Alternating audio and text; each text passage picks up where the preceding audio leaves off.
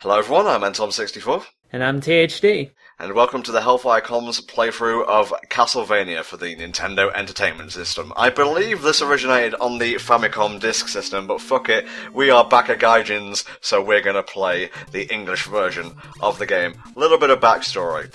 This guy you see here, whipping torches with reckless abandon, he is Simon Belmont. His ancestor, Christopher Belmont, had a bit of a to-do with Dracula, and basically put him to rest with the power of Vampire Killer, his whip of alchemy, if you will.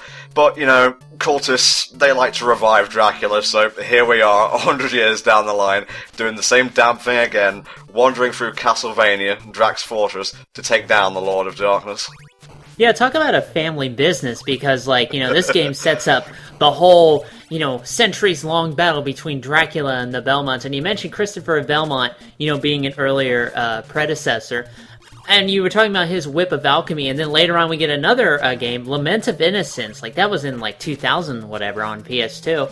And it gives an even stupider origin for the whip, so everybody gets involved when you're a Belmont. You're practically required to fight vampires at one point in your life. I took a little glance at the actual, timeline, the chronological order of the Castlevania games. Lament of Innocence is the very first one, I believe, but that's neither here nor there. Castlevania. Simple gameplay. You go from the left to the right, and sometimes back to the left and then to the right again, whipping all manner of undead creatures with your trusty whip. You can, upgrade the whip from a simple leather dealy to basically a ball and chain kind of thing, whippy goodness, and you can get different sub-weapons, like you see here, we've got the knife. You can also get, holy water, which is called a fire bomb for some reason. They kind of censored it in early American versions of the game. You can get, a cross that works like a boomerang. It's crazy Japanese-type gameplay. It's the best sort of gameplay. Now, I'll admit, I don't have a lot of traditional Castlevania experience. The most traditional Castlevania game I played was Super Castlevania 4, which I really do enjoy. I actually really like that game. But most of my Castlevania tends to go off, the Metroidvanias, stuff like Aria Sorrow, Harmony of Dissonance, Dawn of Sorrow, things like that, where you're going through the one level. And I admit, these kind of early Castlevania games, I'm not a big fan of how the platforming works out. I know people are defending it's so deliberate and great and shit like that. I personally have a problem with aiming the fucking thing whenever he jumps, so I usually don't have a lot of patience to play the earlier ones. But a lot of people say it's a great game, so you know what? Hey, I like Super Castlevania 4, so I'm willing to acknowledge that. Speaking of aiming, the axe weapon here allows you to have a bit of an easy win over the first boss in the game, Batman, or Man-Bat, or whatever he's actually called. I didn't really take the time to look it up. Well, giant bat. I'm not sure if a giant, blood-sucking animal really needs a nomenclature, however you say that. But, every time I use a sub-weapon in one of these Castlevania games, I hate using the axe, because I'm so shit with arc weapons. I always gotta use the cross. The cross is my personal favorite, and it does a lot of good damage, too. It's all about the holy water for me, mate. And here's a little bit of a secret for you. Do not expect me to get any more. This is the only one I found, and I came across it randomly during many a retake. And it's whatever, man. I know there's a few, things here and there. I know after this game, they've had two other games on the NES. A lot of people really like the third one, actually, Dracula's Curse, I believe the subtitle was. And of course, we all know about Castlevania 2, Simon's Quest, that infamous game by now. Yeah, we probably won't be covering that one. Maybe 3, possibly 4, but for the time being, you're stuck with the original Castlevania experience. Oh my god, Medusa heads. Man, these guys are especially fun, even in the, the Metroidvania Castlevanias, because the fuckers will always turn you to stone. Although, you were talking about back there about not maybe wanting to do Simon's Quest. Have you considered doing the redacted version, which is a better translated version of the game that actually takes the clues in there and makes them more legitimate and not trying to just fake you out all the time? Well, before we get too much off the subject of Castlevania 1, the game we're supposed to be covering, the game itself, Simon's Quest, don't seem all that exciting. The mansions seem a bit bare bones. I can't really recall anything about the bosses, so no, probably not. Well, even then, this game is just setting up the whole basic tradition of Castlevania, and I do like the theme. Even though, like I said, I'm not a classic Castlevania player, I do love, just bopping around, killing monsters, and, going to go fight Dracula. I always loved the whip.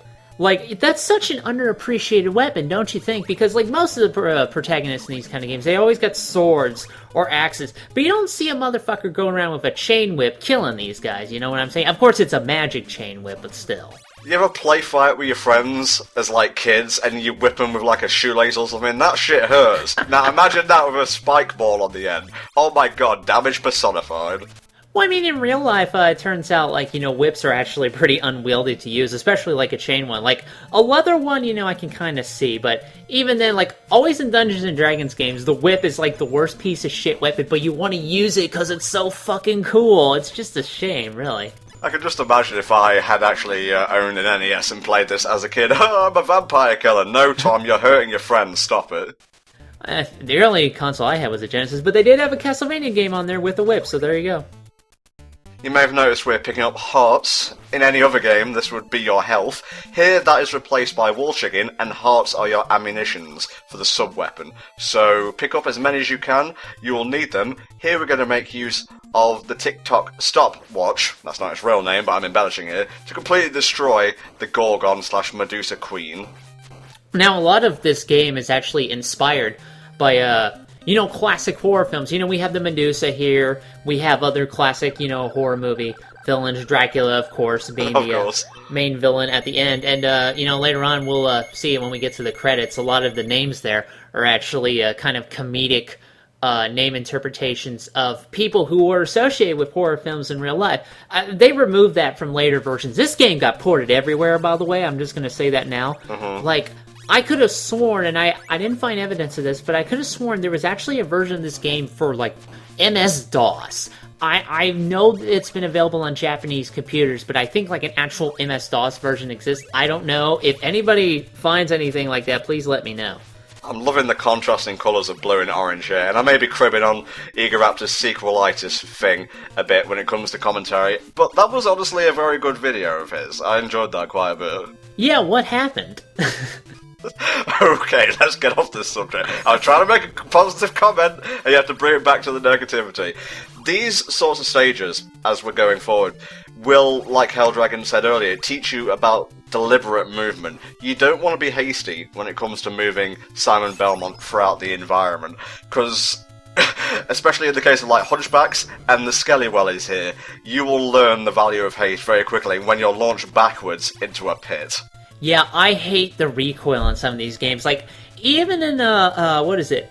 Circle the Moon, another one of the Metroidvania, Castlevanias, the recoil is just so fucking obnoxious. And I get how they want to emphasize, you know, not rushing through everything. Everything's all very planned out, and that's fine. But I've always been of the school that I feel that a character should not be restricted in terms of movement, and the environment instead should challenge you based on that. Like Super Castlevania 4, you could whip the whip anywhere. Maybe the enemies didn't really take advantage of that. I think they should have a bit more, but I don't feel you should limit the player based on, like, okay, it's unrealistic to be able to maneuver your jump in real life. Okay, that doesn't work. But in terms of video games, I think that's fine, because, again, in video games, doing it normally feels really fucking stiff, so that's kind of why I'm not into these kind of games. I want full control over my character. Any particular enemy that comes to your mind that you had trouble with in, like, the Castlevanias that you've played? I would have to say, again, you know, the Medusa heads. Like, I was gonna say besides the Medusa heads. Well, shit, I don't know any besides the Medusa heads, but, it really only comes to mind, again, when you're talking about the recoil. But, for Medusa heads, like I said, those are really the enemy, because, you know, even in the, Metroidvania ones, they always fucking froze you, and they always show up in the clock tower stages where you can get hit by one, fall back, turn to stone, and land in spikes where it does, like, massive damage. I'm like, you fucking assholes. Well, at least it's not Mega Man where, you know, landing in spikes will kill you outright. Yeah, that's true, but even so. There's a little trick here. You see this block that I'm standing on? If you don't destroy that and scroll the screen right just enough that the boss fight starts, you can stand on that and not take any damage from the mummies whatsoever and, like, throw holy water down. I decided to use the real man's method and stand here in the corner and whip him like a coward. I like how they're attacking you with toilet paper. Like, that was their best attack. You know, oh, we gotta give the mummy some moves. I know, we'll have him TP you. It is a Halloween game, after all. I'm not sure what the red orb is meant to be, but, you know, it ends the stage, so I'm not going to ask too many questions. I know it restores your health. I'm gonna assume it's just like the essence of something. Maybe you need to collect it in order to power up for Dracula. I don't know. This little map here is a nice touch. And then Simon walks on the screen. Do-do-do-do-do. He's just walking in front of a tapestry. Ah, what's going on? That sound effect would not sound out of place in Sonic Adventure.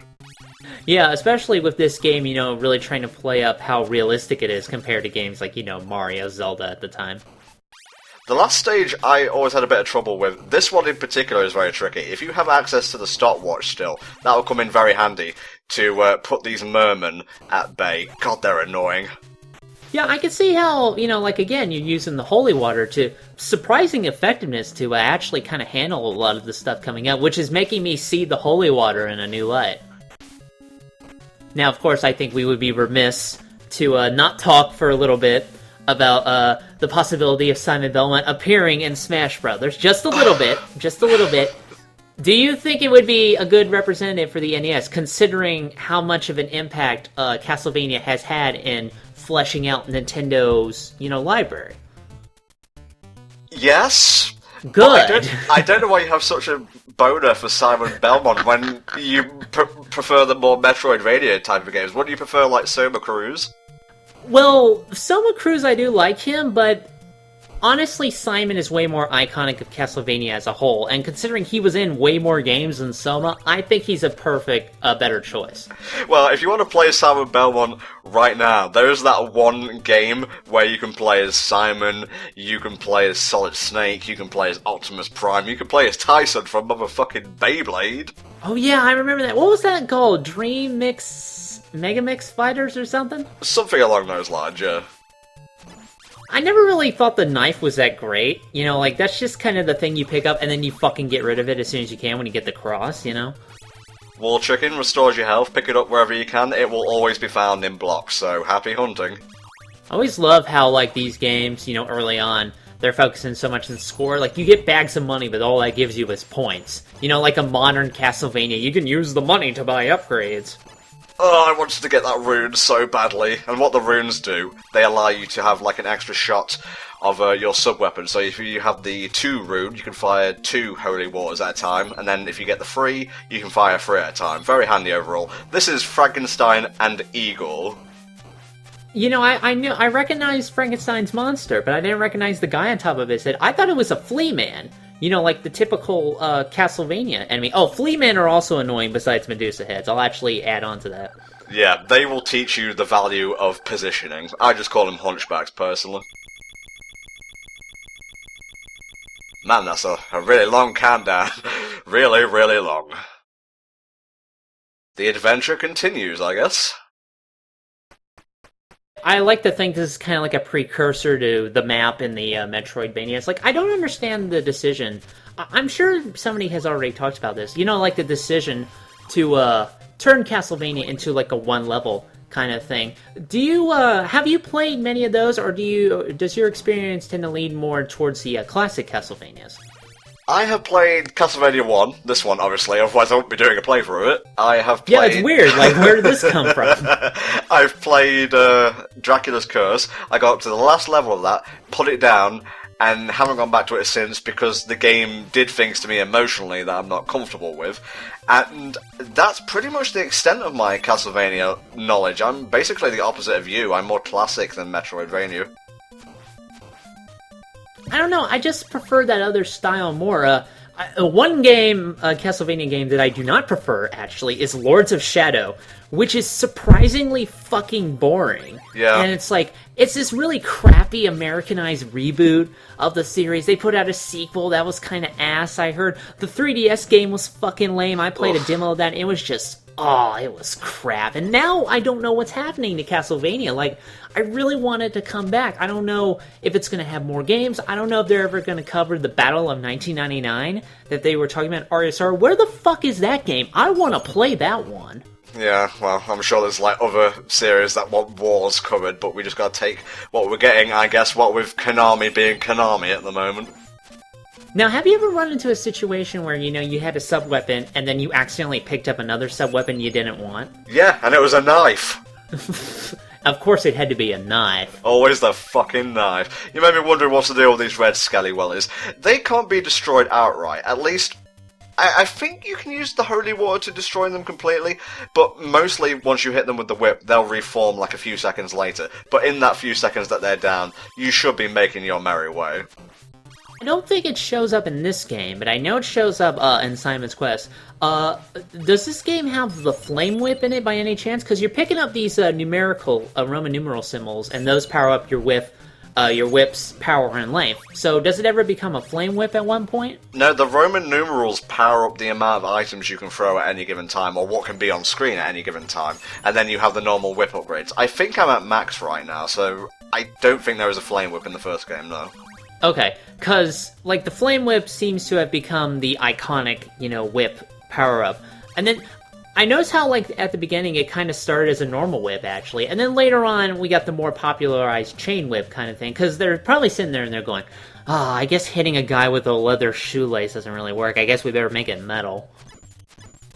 It's only because the whip is enchanted that he can actually damage, like Dracula. So, good on the person way back when for enchanting it, I guess. Yeah, they do have later on games where people without the whip have tried to kill Dracula. It hasn't always really worked.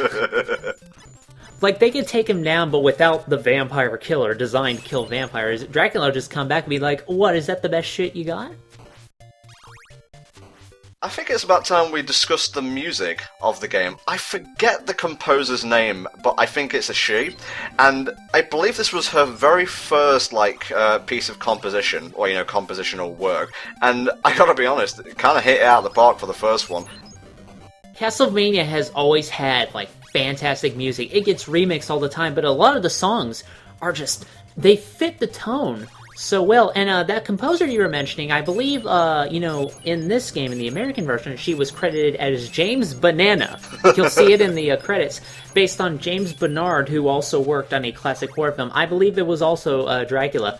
But yeah, she did a really great job establishing the musical tone of the series, and just across the board, I just think they would all make very good Smash Brothers remixes. Indeed. And you know who would make a good boss character in that game? Not Dracula, but Death. We just destroyed him completely and utterly. Try doing that normally. I will literally mail you a Medal of Honor, because it's hard as shit and I've never done it. What's funny is, in the second game, you can actually bypass Death completely. All you have to do is walk out of the room and he won't even do anything. Don't you just love that video game trope of, bosses becoming, sub-enemies in later levels? I kinda like it, but at the same time, I acknowledge it's also kinda lazy. It's kinda like, when you take an enemy, but this one's blue, and thus it's much more lethal. Yeah. I went away, I trained, I held my breath for a really long time, and I turned blue completely, and that's given me superpowers. Yeah, I can't wait for the Castlevania where Dracula gets reincarnated, and he's gold and purple, and he has to fight against a Belmont who has blue hair. Oh my god, I just realized how terrible it would be if, for a very brief period of time, Castlevania, the more modern ones, especially during the DS era, they decided to eschew, if I may use a fancy word and butcher that, with Symphony of the Night, they had a really gothic, distinct art style, and it looked fucking fantastic, but around Dawn of Sorrow, they decided, man, Castlevania is not making enough of that bank off of stupid teenagers. I know. We will take all of these iconic character designs and turn them into generic Saturday morning anime characters. Yeah. Oh, I fucking hated those. Soma looked like shit, Julius did not look cool enough, and then they did this with Portrait of Ruin. Portrait of Ruin fucking sucks, by the way. I hate that game. You want to talk about a Castlevania game with divisive, character designs? Look no further than Castlevania Judgment, my friend. Castlevania Judgment is also crap. I hated some of the character motivations in that game. Maria Renard's motivation. I want big tits! That's what it was. Really? Yes, she went around, she wanted to get big tits, and she fawned over characters with big tits. That was their idea for that character in that game. Thankfully, that game did not do that well because it was fucking trash, but still. Okay guys, we have come to the final confrontation with Dracula, so if you don't mind, I am gonna grind for some hearts, because I will need to abuse the ever-loving shit out of holy water to destroy his second form. I didn't mention this earlier, but when you were talking about hearts, Like, why would you choose that as ammo? Like, what are the hearts supposed to represent? Like, his courage to throw holy water that burns enemies? I never got that. I really didn't. You can pick up, like, treasures, you know, money and whatnot to increase your score and get extra lives that way, I believe. But, just focus on hearts, really. It's all good. Yeah, I mean, as long as you have the cross or the, holy water, you should be fine, right? Alright, here we go, the final showdown. Come on out, Dracula, let's do this. Hold on, I gotta attach my body first. Let me just find that real fast. There we go, alright. Alright, he's gonna, like, bop around the arena. You wanna, like, skedaddle back and forth as much as you can, and he will appear on top of you at a moment's notice, so get ready to move out of the way. Jump over the fireballs, hit him in the head. Sometimes he'll snag you with a fireball, but if you come here with enough health, you should be good to go. Man, Dracula uses his attack pattern so many fucking times, it's crazy. Like, they had to eventually start giving him more and more crazy second forms, just so they can keep that first form teleport, shoot, fireball routine, you know? Yeah. Like, this was the thing he got famous for in college, and he just can't let that dream go. Alright. Good night. Well, that's distinguished. And here he is, second form, Monster Bat. You can use the holy water to freeze him. I recommend doing so straight away. He's going to jump over you. You throw one of these down. There you go. And then you just keep hitting him in the head. Oh, nicely done. Which strategy guide did you get that from? Did you, like, I hope you got this, like, direct from Nintendo Power, because that was when Nintendo Power was fucking awesome. And strangely enough, fire seems to work on the demon, I don't know. And he's out of there. Well, what a threatening tactic. I'm gonna jump on his head. That's gonna be, like, my only attack, and somehow that will succeed where fireballs have not. Dracula was a big fan of Super Mario Bros., who knew? Now, what they don't tell you, in the second game, after this battle, Simon actually suffered grievous wounds, and the whole plot of the second game is to find the pieces of Dracula and, restore him, to kill him again, and end the curse that he's laid on Simon. Yeah, he randomly put a curse on Simon's back during this battle. Who knew? Okay, guys, we want to thank you for watching, and we'll see you next time for another HellfireComms playthrough. Bye-bye for now. See you then.